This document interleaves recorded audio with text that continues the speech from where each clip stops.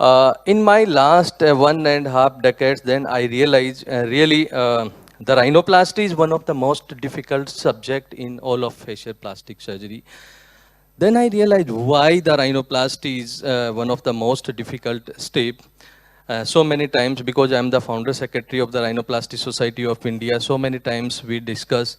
So I realize because in rhinoplasty, we have the three challenging factor that we all face. Number one, the nose have the endless anatomical variations, because nose is the pair of three, like the nasal bone, like the upper lateral and the alar cartilage, and these all pair have the endless combinations. So this endless anatomical variations make it one of the most complicated. And then the second, this surgery need a balance between the form and function. If you give a very beautiful nose to the patient, but after the surgery, can you satisfy?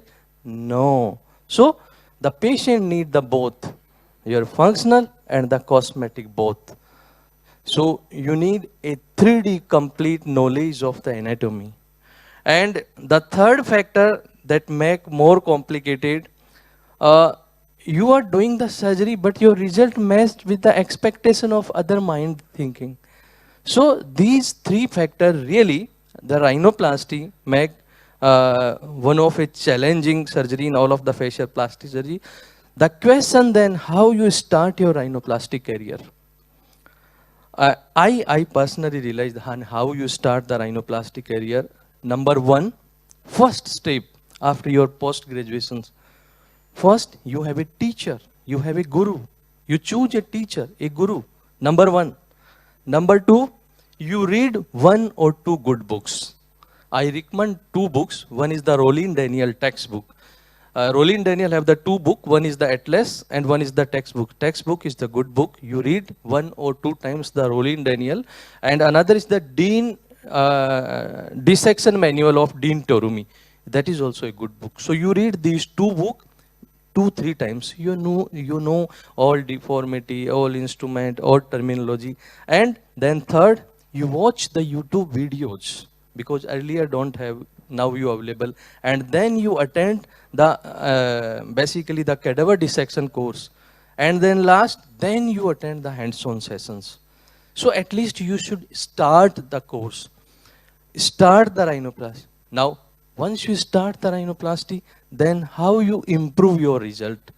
Then these are building blocks, then you can improve your results. So you need these 5 steps. By these 5 steps, you can improve your result. Number one, patient selection. When you select your patient, the two things are important. Number one, the motivation of the patient. Your patient that is always primarily motivated, not secondary motivated. Either the patient have a gross deformity, but the patient is primarily motivated. If the patient is primarily motivated, then you have the good result. And then the second, the concern of the patient. Either your patient is the functional and the cosmetic. The mostly patient, when the concern of the functional, then they are more happy after the surgery. And if a patient have a minor deformity and you attend, then you have the more chance of the litigations. So initially, when you attempt the patient, then you attempt according to your comfort zone. So when a patient selection, the two things are important. Another important, because always we focus on the patient should be like. But can you think what is your comfort zone? Every surgeon know his comfort zone. In the beginning time, you attend the cases, whatever you can do the best to the patient. If you attempt a severe crooked nose and the patient is not happy, create the nuisance, and you left the rhinoplasty, you never attempt to do the rhinoplasty. So in your beginning time, just like a simple cases, so when the patient is happy, then you boost up your confidence. Because we all blame to the patient selection, but comfort zone of the surgeon is also important. You attempt the good cases in the beginning time. And the second is the patient analysis. Your patient should be thoroughly analyzed from outside to the inside. From outside, all we Asian patient have a very good, very thick skin patient. After the removal of the splint, plaster after the 10 days, the patient needs the good result. But how can we get the good result? Because we have a so thick skin patient. So you explain to the patient properly, then you need to time to finalize the results.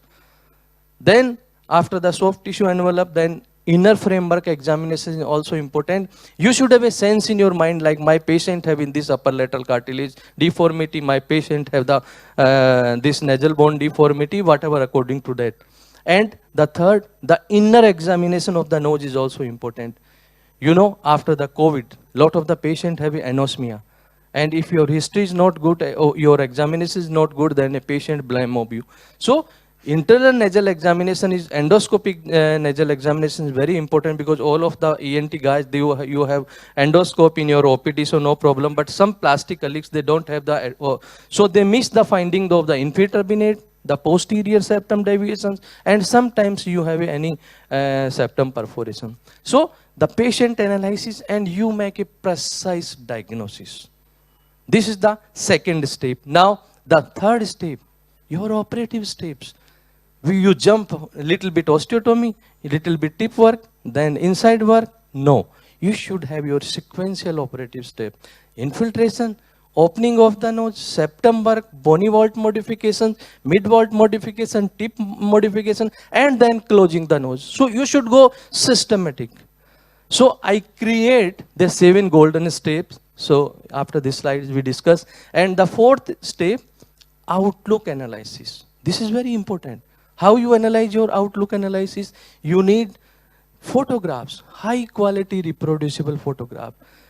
So your photograph should be proper. That means your distance from the patient to background, your distance from the patient to camera, patient to the light source should be same. Uniform background, pre-op and the post-op.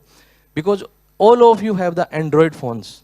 Now we use the Android phones. No, you should use the DSLR cameras, because in this old camera you have the fisheye effect. So your image is distorted.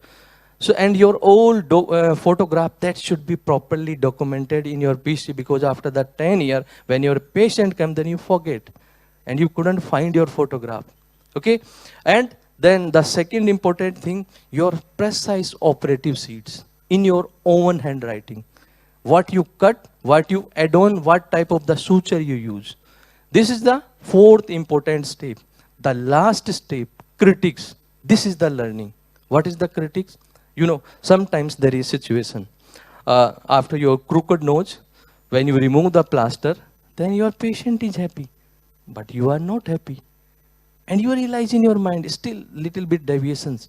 If you realize this thing, then this is the critics. And again, you go to your teachers, you do videos, watch hands-on cadaver dissection. So this is the learning cycle of the rhinoplasty. In this way, you can improve more and more good results. Now we come to our point. These are the 7 golden steps. Just I create my beginner friends. So you should follow always in these 7 golden steps. 99% patient, you know, when you do the rhinoplasty, the first, second, and the last is the same step. The infiltration is the same, exposure opening is the same, and closing the same. But the step 4, 5th, 6th, according to the whatever deformity, they are the different. Okay? So you always follow the 7 golden steps.